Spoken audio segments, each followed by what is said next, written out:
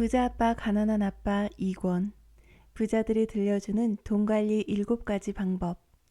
로버트 기요사키, 샤론 레으트 지음, 형선호 옮김, 출판사 황금가치. 책의 1권에서 자산과 부채의 차이점을 알려준다면 2권에서는 그 유명한 현금흐름 4분면을 소개합니다. 4분면의 왼편은 봉급생활자, 자영업자 혹은 전문직이 있고 오른편은 투자가, 사업가로 나뉘어 있습니다. 이것을 아는 것이 왜 중요한지 지금부터 살펴보겠습니다. 1부. 돈을 버는 서로 다른 4가지 방식. 돈은 모두 같은 돈이지만 돈을 버는 방법은 아주 다양합니다. 부자 아빠는 돈을 버는 방법에 따라 현금흐름 4분면으로 나누고 각 분면의 사람들은 마음의 자세, 기술적인 능력, 교육적 배경, 세상을 보는 방식이 전혀 다르다고 알려줍니다. 부자 아빠는 사람들의 얘기를 귀담아 들으면 그들이 어떤 4분면의 사람인지 알 수 있다고 알려줍니다. 45페이지를 보겠습니다. 봉급생활자를 뜻하는 2, 4분면 사람들은 이렇게 얘기할 것이다. 나는 보수가 많고 혜택이 좋은 안전하고 안정적인 일자리를 찾고 있습니다. 자영업자를 뜻하는 S4분면 사람들은 이렇게 얘기할 것이다. 나는 시간당 35달러입니다. 혹은 나는 그 일을 제대로 할 수 있는 사람을 찾기 어려울 것 같습니다. 그래서 내가 직접 하려고 합니다. 사업가를 뜻하는 B사분면 사람들은 이렇게 얘기할 것이다. 나는 내 회사를 운영할 전문 경영인을 찾고 있습니다. 투자가를 뜻하는 I사분면의 사람들은 이렇게 얘기할 것이다. 내 현금 흐름은 내적인 투자 회수율에 기반하고 있을까? 순수한 투자 회수율에 기반하고 있을까? 보신 것처럼 각 사분면의 사람들은 서로 다른 단어를 사용합니다. 예를 들어 위험이라는 단어는 투자가 그룹에게는 흥미로울 수 있지만 봉급생활자 그룹에게는 두려움을 줍니다.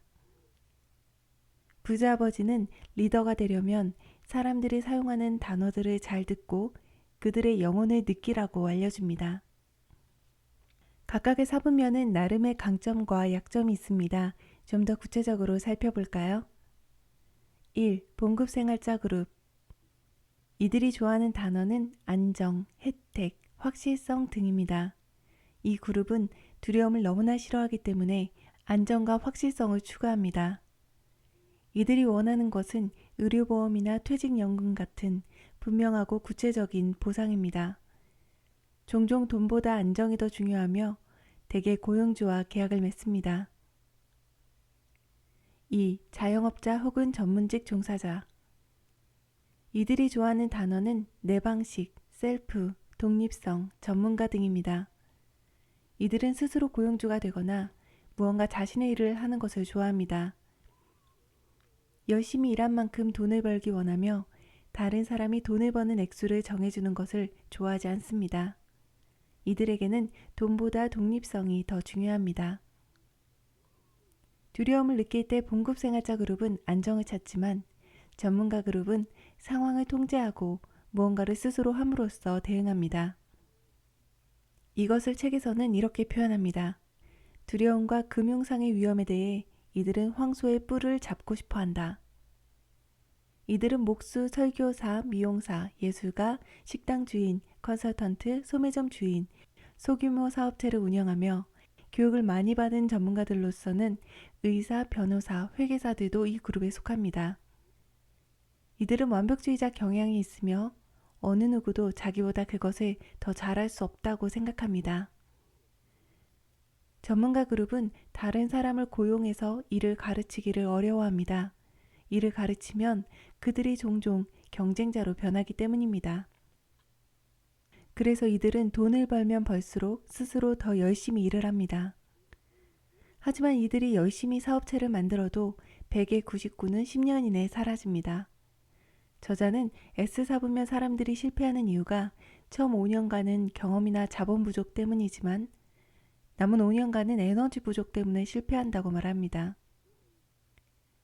이들은 모든 일을 혼자서 처리하려고 하며 에너지가 소진되어 탈진됩니다.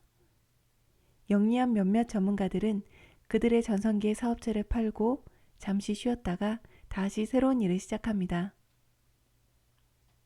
3. 사업가 그룹. 이들이 좋아하는 단어는 리더십, 고용, 본질, 시스템 등입니다. 자영업자 그룹과 정반대로 내 일을 남에게 맡기는 것을 좋아합니다. 실제로 이들은 나를 대신해줄 사람을 고용할 수 있는데, 그들이 나보다 훨씬 더 잘할 수 있는데 내가 왜 혼자 다 해야 하지? 라고 생각합니다. 사업가 그룹은 사람들을 고용하고 자신의 리더십과 사업의 기술을 배우는 데 집중합니다.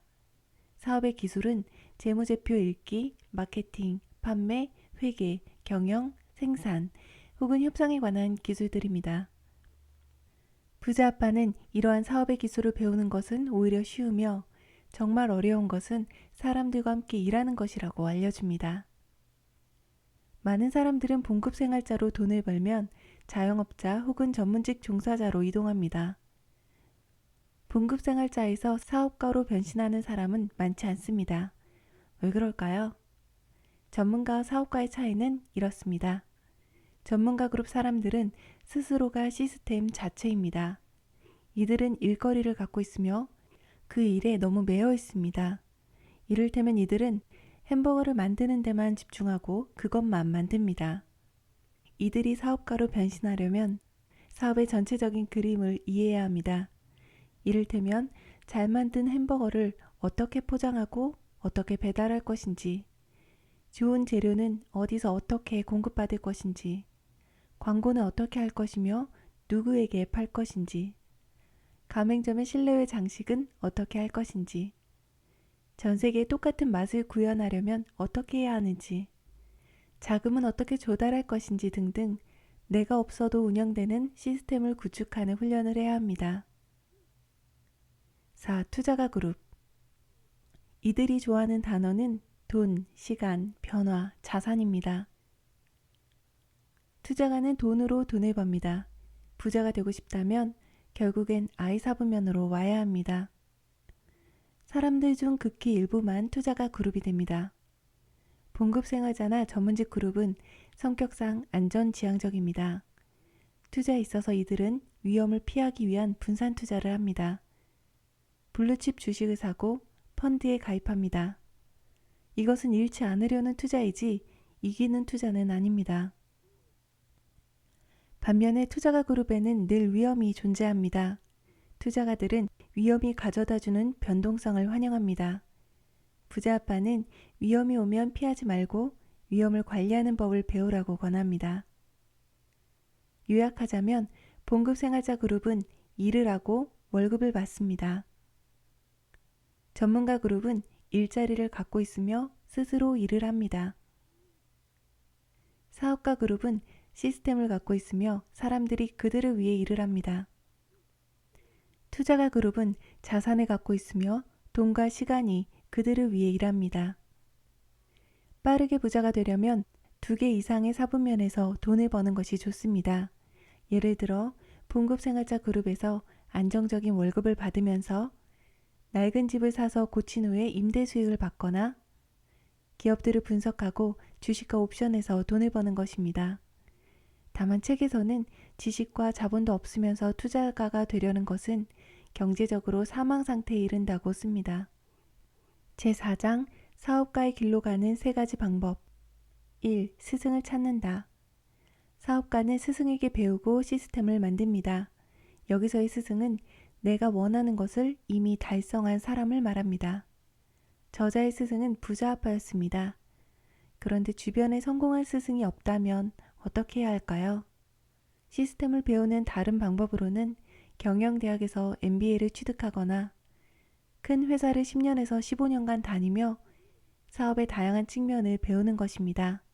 성공한 기업에서 일하는 것은 스승에게 돈을 받고 배우는 것과 비슷합니다. 그러나 스승에게 배우는 이 방법은 집중적이며 긴 시간이 필요합니다. 참고로 저자는 30년간 부자 수업을 받았습니다. 2. 가맹점을 산다. 이것은 검증된 사업 시스템을 돈으로 사는 겁니다. 돈이 들지만 시스템을 만드는 시간을 아낄 수 있고 그 시간을 사람들을 관리하는 데 쓸 수 있습니다. 가맹점 사업은 전문직 종사자 그룹에게는 적합하지 않습니다. 그들은 종종 기존의 시스템을 자신의 방식으로 바꾸고 싶어 하기 때문입니다. 오히려 수동적으로 일하는 데 익숙한 봉급생활자 그룹이 가맹점 사업에 적합하다고 합니다. 3. 네트워크 마케팅을 한다. 저자는 네트워크 마케팅을 하고 있지는 않지만 그들의 교육 프로그램에서는 배울 것이 있다고 말합니다. 예를 들어 거절당하는 두려움을 극복하는 법이나 사람들을 리드하는 법 등입니다. 부자 아빠는 저자가 2-3개의 회사를 이룬 뒤에야 오래가는 회사를 만들 수 있을 것이라고 말합니다. 그러면서 실패는 자신을 가장 잘 알게 해주니 두려워하지 말라고 격려하고 있습니다. 큰 부자가 되려면 사업가 그룹인 동시에 투자가 그룹이 되어야 합니다. 흔히 우리가 부자라고 말하는 빌 게이츠, 워런 버핏 같은 사람들의 패턴입니다. 사업가로 성공하면 투자가 그룹이 될 확률이 높아집니다.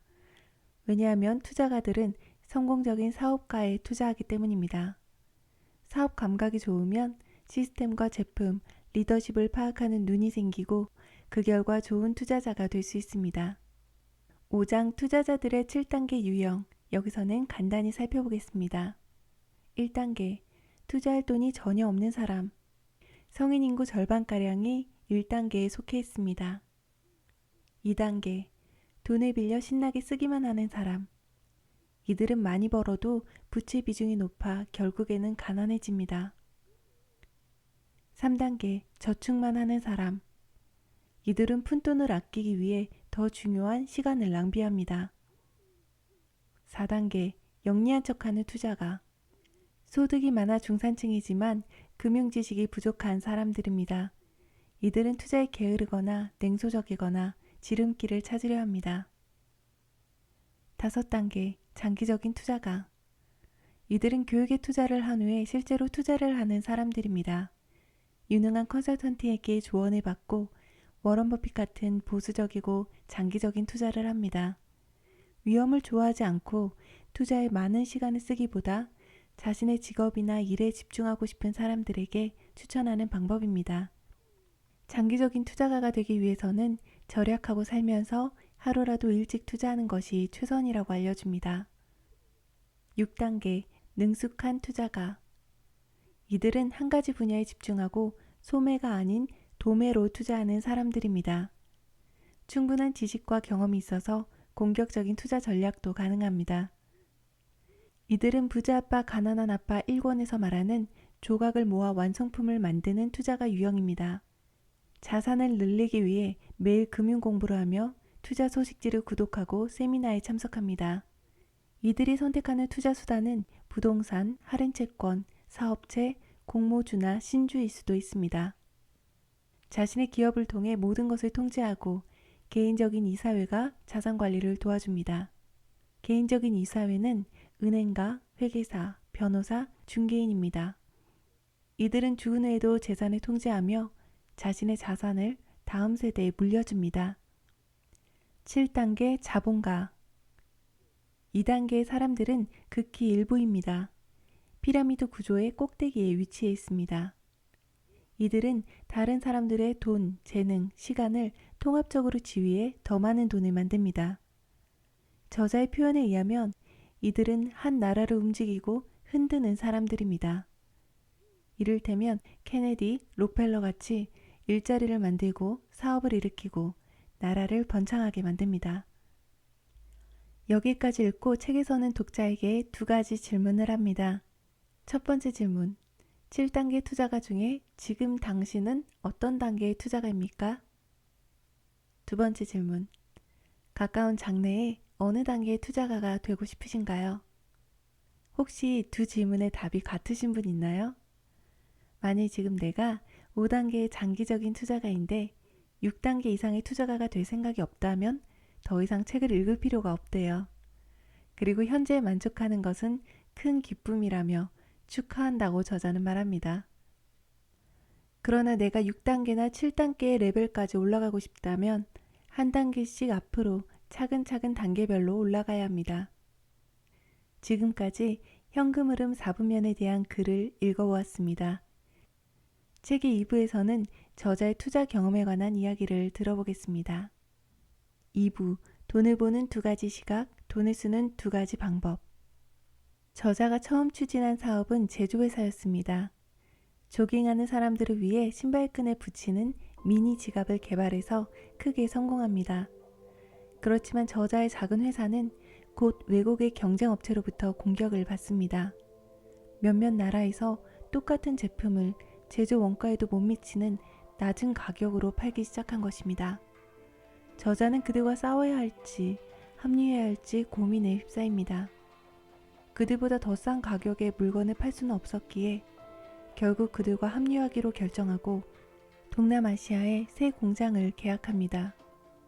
이 과정에서 저자는 그동안 성실하게 일해준 미국의 근로자들을 해고하면서 마음이 아팠습니다. 그리고 열악한 새 공장에서 일하는 많은 젊은이들을 보고 큰 충격에 빠집니다.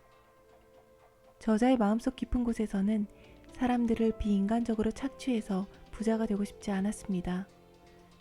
회사는 협력을 통해 다시 많은 돈을 벌기 시작했지만 저자의 마음은 이미 그 사업에 없었다고 고백합니다. 그 결과 회사는 빠르게 쇠락합니다. 저자는 수많은 노동자들을 보며 그들을 착취하는 사람이 아니라 그들이 부자가 될 수 있는 방법을 알려주는 일이 하고 싶어집니다. 그 꿈을 이루기 위해 캘리포니아로 이사해 새로운 교육 방식을 배웁니다. 그러나 교육 사업은 쉽지 않았고 그의 가족은 거리에 나앉게 됩니다. 빈털터리가 된 저자는 봉급생활자로 돌아가고 싶어집니다. 두려움으로 모든 꿈을 내려놓고 싶었을 때 부자 아빠는 이렇게 묻습니다. 내가 무엇을 하려 했는지 기억해라. 그런 기억을 가슴속에 간직하고 불꽃을 꺼트리지 마라. 너는 언제든지 그만둘 수 있다. 그런데 왜 지금 그만두려고 하니? 이 조언에 힘입어 저자는 다시 교육 사업을 시작합니다. 이번에는 전통적인 교육 방식과 정반대의 교육을 합니다. 학생들은 가만히 앉아 강의를 듣는 것이 아니라 게임을 하며 고함을 치고 소리를 지르고 웃고 울었습니다. 팀으로 협력하여 시험을 치르게 하고 이기는 팀은 점수가 아니라 돈을 받아갔습니다. 학생들이 교사를 평가하며 점수가 나쁜 교사는 다시 훈련을 받았습니다. 이 새로운 교육 시스템으로 저자는 5년 후 전 세계 11개의 사무실을 갖고 수백만 달러를 벌어들입니다. 게임으로 부자가 되는 법을 배우는 것에 대해 216페이지에서 저자는 이렇게 설명합니다. 당신은 모노폴리 게임을 할 때 부자가 되는 비결이 초록색 집 넷을 사서 그것을 커다란 빨간 호텔 하나와 바꾸는 것임을 기억할 것이다. 그것이 전부이며 아내와 내가 부자가 되기 위해 사용한 투자 방식과 똑같다.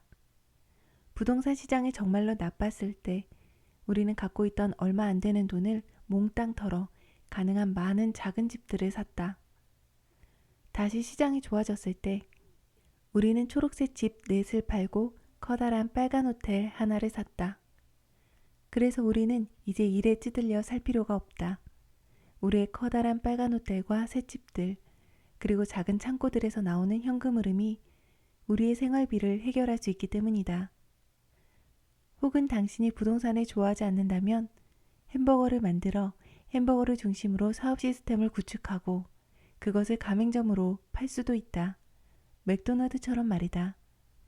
몇 년만 있으면 늘어나는 현금 흐름이 당신이 쓸 수 있는 것보다 많은 돈을 제공할 것이다. 우리가 게임을 통해 부자가 되는 방법을 배울 수 있는 이유는 부자가 되는 과정이 기본적으로 자신의 생각을 바꾸는 과정이기 때문입니다. 부자 아빠는 투자가나 사업가로 성공하려면 이기고 지는 것에 대해 감정적으로부터 초연해야 한다고 조언합니다. 지는 것을 두려워하는 사람들은 희망 없는 직업에 계속 매달리고 결코 사용하지 않을 물건들을 버리지 못합니다.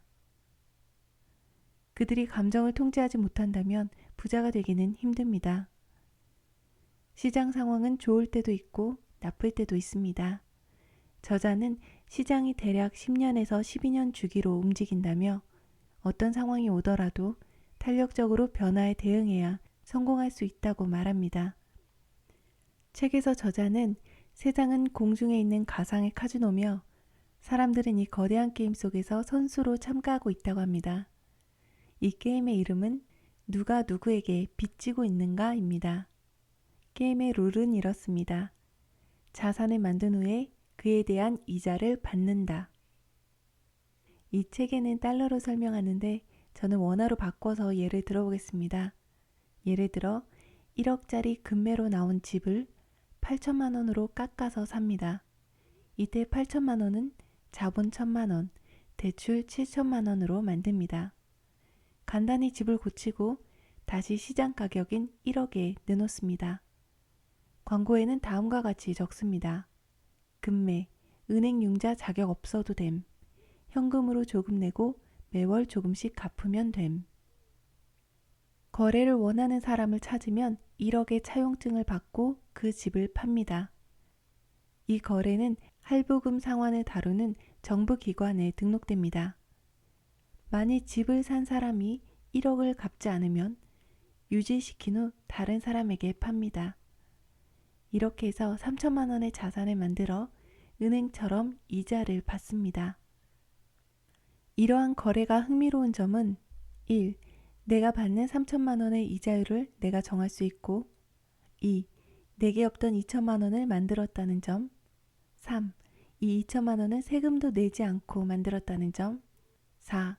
앞으로 이 부동산과 관련된 모든 세금, 유지비, 관리비는 구매자의 책임이라는 점 5. 이외에 적지 못하는 수많은 이점들이 있다고 설명합니다. 저자는 이런 식의 거래는 일주일 내지 한 달이면 할 수 있고 전 세계에서 할 수 있는 방법이라고 책에는 썼습니다. 그 외에도 자산을 만드는 다른 방법들을 소개합니다. 다만 시대가 많이 변했고 미국과 한국의 법률도 다르기 때문에 책에 쓰여진 대로 받아들이기보다는 이런 식의 투자도 가능했었구나 하고 가능성을 확장하는 에피소드로 읽어보시길 권합니다. 책의 3부에서는 부자들이 들려주는 7가지 돈 관리 방법에 대해 소개합니다. 간단한 내용이기 때문에 여기서는 2가지 방법만 다뤄보겠습니다. 첫 번째 방법, 다른 사람을 위한 사업이 아니라 자기 자신을 위한 사업을 하라. 이 방법을 시작하기 위해서는 첫째, 자신의 개인적인 재무제표, 수입, 지출, 자산, 부채를 작성해보고 둘째, 자신의 경제적 목표를 설정해야 합니다. 이때 경제적인 목표는 현실적이고 실천 가능해야 합니다. 1년짜리 단기적인 목표와 5년짜리 장기적인 목표를 다음과 같이 적습니다. 첫 번째, 12개월 안의 단기적 목표. 나는 빚을 얼만큼 줄이겠다. 예를 들어 1년 안에 빚을 500만 원 줄이겠다. 혹은 1000만 원 줄이겠다. 두 번째, 나는 내 재산에서 나오는 현금 흐름, 즉 일을 하지 않고 버는 수입을 한 달에 얼만큼 늘리겠다. 이런 식으로 단기적인 목표를 세우고 그 다음 나의 5년 경제적 목표를 만듭니다. 첫 번째, 내 자산들에서 나오는 현금 흐름을 한 달에 얼만큼 늘리겠다. 아까 일하지 않고 버는 수입을 20만 원씩 늘렸다면 5년 동안 5개 만들어서 한 달에 100만 원씩 늘리겠다. 이런 식으로 목표 금액을 정하고 두 번째, 내 자산 부분에 속하는 투자 도구들을 갖겠다. 어떤 부동산, 어떤 주식, 어떤 사업체 등등을 적습니다. 예를 들면 부동산 중에서도 어떤 아파트나 어떤 상가를 통해 임대소득으로 자산을 만들겠다 라든지 1년의 책을 한 권씩 써서 저작권을 갖겠다 등등의 계획을 세워보래요. 내가 얼마를 모아야 만족할지 감이 안 오시는 분들은 저자가 말하는 부유함의 기준대로 한번 계산해 보세요. 책에서는 부유하다는 의미가 일하지 않으면서도 삶의 질을 유지하면서 생활할 수 있는 날들의 수라고 정의합니다. 예를 들어 내가 한 달에 200만 원을 지출하고 앞으로 50년을 산다면 50 곱하기 12개월 곱하기 200만 원은 12억. 12억이 나의 부자 기준이 됩니다. 만일 내가 현재 3억을 갖고 있다면 나는 12년 5개월의 부유함을 갖고 있습니다.